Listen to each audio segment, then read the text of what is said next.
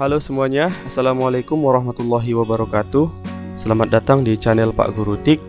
Di video kali ini saya akan berbagi kepada Bapak Ibu Guru yang sedang mengikuti PPG dalam jabatan khususnya Piloting 3 yang sebentar lagi akan diminta untuk melakukan atau mengerjakan jurnal pembelajaran. Nah, di video ini saya akan berbagi bagaimana cara membuat jurnal pembelajaran dengan memanfaatkan Gemini AI atau Artificial Intelligence, di mana nanti Gemini AI ini akan membantu kita untuk membuat jurnal pembelajarannya. Nah, sekedar informasi, saya kemarin memberikan informasi ini kepada teman yang ikut di sekolah untuk mempergunakan atau memanfaatkan Gemini AI dalam membuat jurnal pembelajarannya. Nah, di sini contohnya ya, dan ini sudah lolos validasi ya, sudah lolos validasi dengan memanfaatkan Gemini AI, dan sedikit perubahan dan sedikit editan ya, tentunya. Oke, bagaimana caranya? Di sini akan saya ajarkan. Nah, sebelum ke sana saya memperlihatkan dulu kepada Bapak Ibu, nanti di pembuatan jurnal akan ada 4 subtopik, yaitu menerapkan prinsip UBD pada pembelajaran, kemudian merancang pembelajaran berdiferensiasi, dan yang ketiga adalah menerapkan teaching at the right level, kemudian menerapkan pendekatan culturally responsive teaching pada pembelajaran. Nah, di pembuatan jurnal, Bapak Ibu Guru akan diminta untuk memilih salah satu atau membuat aksi nyata dari salah satu subtopik ini. Ya, apakah nanti akan membuat bagaimana UBD membantu guru, ataupun ada yang memilih merancang pembelajaran berdiferensiasi, atau Bapak Ibu Guru ada yang pengen memilih merancang pembelajaran berbasis pendekatan TARL, ataupun yang terakhir yaitu merancang pembelajaran berbasis cultural responsive teaching. Nah, kebanyakan yang saya lihat Bapak Ibu Guru lebih memilih yang UBD ataupun berdiferensiasi. Nah, bagaimana kebermanfaatan Gemini AI di sini? Saya akan tunjukkan. Nah, pertama kita buka Google ya Bapak Ibu. Kita buka Google, kemudian gunakan akun Gmail yang biasa saja ya. Gunakan akun Gmail biasa. Kalau bisa yang bukan akun belajarnya ya Bapak Ibu. Kemudian Bapak Ibu ke sudut kanan ini ada tanda titik 6, kemudian klik Gemini untuk membuka aplikasi Gemini AI ini.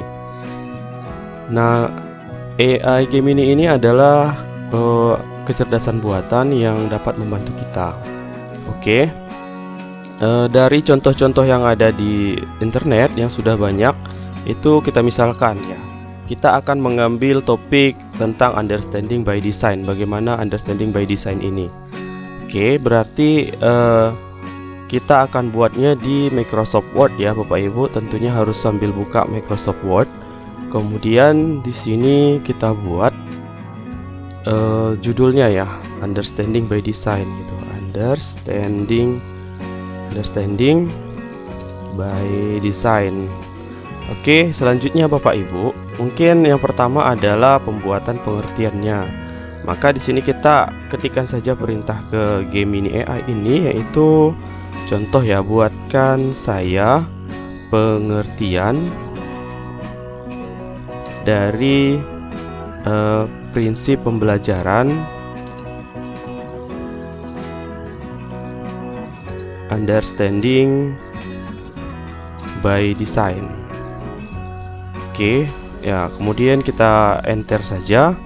Maka dia akan memberikan pengertian-pengertian tentang Understanding by Design yang cukup banyak ya. Nah, ini masih pengertian secara umum ya. Nah, kemudian Bapak Ibu bisa manfaatkan pengertian ini ya dengan cara mengkopinya, lalu kemudian nanti mempastenya di bagian Microsoft Word ya. Oke, kita copy aja nih, misalnya nih Understanding by Design atau dalam bahasa Indonesia bla bla bla sampai ke sini ya. Kemudian kita copy, klik kanan, lalu kemudian kita paste di bagian sini ya, kemudian kita paste di bagian sini. Nah, supaya lihat lebih rapi ya Bapak Ibu, tinggal blok dan rapikan format teksnya. Nah, di sini sudah bisa Bapak Ibu besarkan atau ganti font size-nya ya, font style-nya juga bisa jadi Times New Roman ataupun kemudian menjadi 12 poin ya. Nah, di sini ini sudah sangat sederhana ya, hanya teks saja, tapi Bapak Ibu bisa memanfaatkan shapes nantinya ya, shapes seperti yang saya buat tadi ini ada shapes-nya. Bisa Bapak Ibu manfaatkan dari insert kemudian shapes, kemudian bisa pilih di bagian flowchart ini ada shapes yang unik-unik ya. Bisa mungkin seperti ini, lalu kemudian bagaimana cara menambahkan teksnya, klik kanan aja kemudian add text. Lalu mungkin ya langsung terpaste ya otomatis ya, karena tadi sudah kita copy. Nah, kira-kira gitu apabila mungkin pengen lebih indah ya, lebih cantik daripada sekedar teks aja gitu. Nah, kemudian bagian kedua, kira-kira apa lagi ya? Mengapa UBD penting? Oke, mengapa UBD penting? Nah, di sini juga ada konsep dasar UBD. Mungkin bisa juga ini yang Bapak Ibu ambil ya. Konsep dasar UBD gitu misalnya. Klik kanan, copy, kemudian di sini juga paste ya. Kemudian ambil lagi, dimulai dari akhir katanya ya. Memang prinsip dasar UBD itu seperti kembali dari akhir ya, menentukan tujuan akhir dulu baru dirancang kembali dari awal ya. Kemudian ini tinggal Bapak Ibu merapi-rapikannya saja ya, karena di sini ada titik koma, ini mungkin identitas dari game ini ya. Bapak Ibu tinggal rapikan saja supaya tidak terlalu persis mirip dengan apa yang ada di game ini. Selanjutnya Bapak Ibu tadi apa ya kita lihat, mengapa UBD penting ya, mengapa UBD penting. Oke, kita buat lagi ya, mengapa ya, buatkan saya alasan mengapa prinsip understanding by design itu penting gitu. Oke. Nah, di sini pasti akan ya, di sini sudah dikasih tahu dia jawabannya yang cukup bagus dan cukup banyak ya. Nah, mungkin Bapak Ibu bisa kopikan ini atau bisa ambil poin-poin atasnya saja ya. Mengapa prinsip understanding penting, copy, kemudian di sini ya. Lalu enter. Lalu kemudian bisa langsung ke poin-poinnya, fokus pada pemahaman yang mendalam. Lalu kemudian di sini bisa Bapak Ibu ya buatkan nomor 1, alasannya apa, yaitu mungkin penjabarannya apa lagi ya. Bapak Ibu bisa copy yang ini tadi, UBD mendorong siswa begini begitu ya, semuanya sampai dia dipaste lagi ya. Lalu dirapikan, kalau tadi ini ballet ya Bapak Ibu ganti ya, mungkin balletnya lebih rapi ya seperti ini. Oke Bapak Ibu, kemudian bisa di copy paste sampai ke 6 ini ya, alignment dengan kurikulum misalnya, ini udah selesai. Oke, jadi udah cukup panjang ya apa Bapak Ibu tadi jurnalnya ya, persiapan jurnalnya.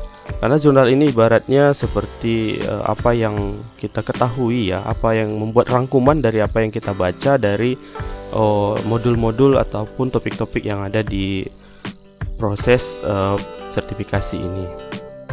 Lanjut dari contoh ya yang kita buat. Mungkin Bapak Ibu bisa cari contoh yang lain di internet, banyak sekali yang diposting-posting. Kemudian di sini merancang pembelajaran. Oke, bagaimana merancang pembelajaran yang relevan? Itu di sini bisa Bapak Ibu bagaimana merancang pembelajaran yang relevan dengan prinsip UBD ya. Mungkin kita tanya lagi dia si Gemini AI ini ya, baik banget ini ya Gemini AI. Dah, berikut adalah langkah-langkah umum dalam merancang pembelajaran relevan dengan prinsip UBD. Nah, ini bisa Bapak Ibu copy paste lagi ke sini tadi. Akhirnya kalau di copy paste ini nanti akan menjadi banyak, jadi beberapa halaman ya. Oke, itu saran-saran rekomendasi dari saya. Lalu kemudian langsung ke langkah-langkah proses pembelajaran, mungkin kegiatan awal. Nah, di sini berarti kita diminta untuk membuat modul ya, membuat modul. Kemudian di sini buatkan saya semodul ajar. Ya, yang penting kita bisa merangkai kalimatnya dan mendeskripsikan kata-katanya sehingga Gemini ini bisa mengerti apa yang kita maksud ya Bapak Ibu. Buatkan saya modul ajar mata pelajaran ya, sebutkan mata pelajaran Bapak Ibu, misalnya informatika, saya informatika kelas 10 tentang materi ya, materi berpikir komputasional dengan prinsip UBD ya.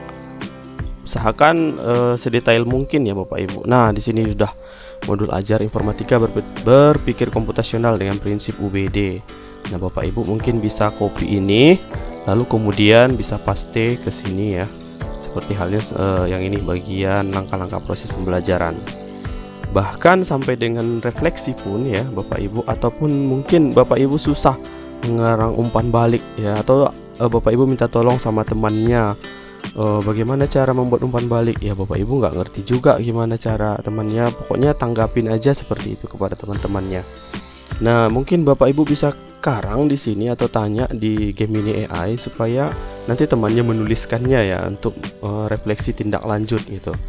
Lalu kemudian contohnya gini, buatkan saya refleksi rekan sejawat atas aksi nyata tentang bagaimana prinsip UBD membantu guru. Oke. Nah, ini contohnya aja ya Bapak Ibu. Nah, di sini setelah menerapkan prinsip dalam pembelajaran matematika, saya merasakan ya. Di sini mungkin bisa diedit ya. Buatkan saya refleksi rekan sejawat atas aksi nyata dari Bapak Eko misalnya. Oke, kita perbaharui ya. Boleh diedit, kemudian diperbaharui ya. Setelah menyaksikan Bapak Eko menerapkan prinsip UBD dalam kelasnya, saya sangat. Nah, ini misalnya teman-teman semua bisa rangkai sendiri lalu kemudian dituliskan oleh teman Bapak ataupun teman Ibu guru. Lalu kemudian ya difoto dan disiapkan ke sini ya di bagian Microsoft Word-nya ya. Seperti ini ya. Ya, kurang lebih apabila memang kesulitan ya teman-temannya ini mungkin ada yang kesulitan merangkai kalimat. Nah, kemudian dokumentasinya mungkin bisa ambil dokumentasi ketika mempresentasikan prinsip UBD itu di dalam rapat guru ya Bapak Ibu. Oke, saya rasa demikian saja untuk prinsip yang pertama. Apabila Bapak Ibu mungkin memilih yang kedua, yaitu pembelajaran berdiferensiasi, bisa juga ya. Apabila Bapak Ibu memilih pembelajaran berdiferensiasi, berarti ya mulai dari buatkan saya pengertian pembelajaran berdiferensiasi, ya kan? Oke, bagaimana pembelajaran berdiferensiasi? Oke, di sini ada pengertian pembelajaran, mengapa pembelajaran berdiferensiasi penting, ya kan? Aspek yang dibedakan. Nah, contoh-contoh seperti ini juga nanti akan bisa Bapak Ibu copy paste ke bagian Microsoft Word-nya sampai dengan refleksi ya, refleksi dari rekan sejawatnya bagaimana merancang pembelajaran berdiferensiasi konten. Ataupun bisa Bapak Ibu merancang, buatkan saya modul ajar mata pelajaran informatika ataupun mata pelajaran Bapak Ibu ya, lengkapi dengan kelasnya, kelas 10 materi apa ya kan, berpikir komputasional misalnya.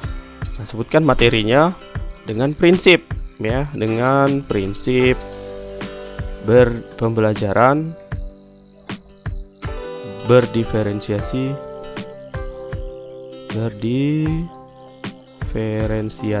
konten misalnya ya, ataupun diferensiasi proses atau diferensiasi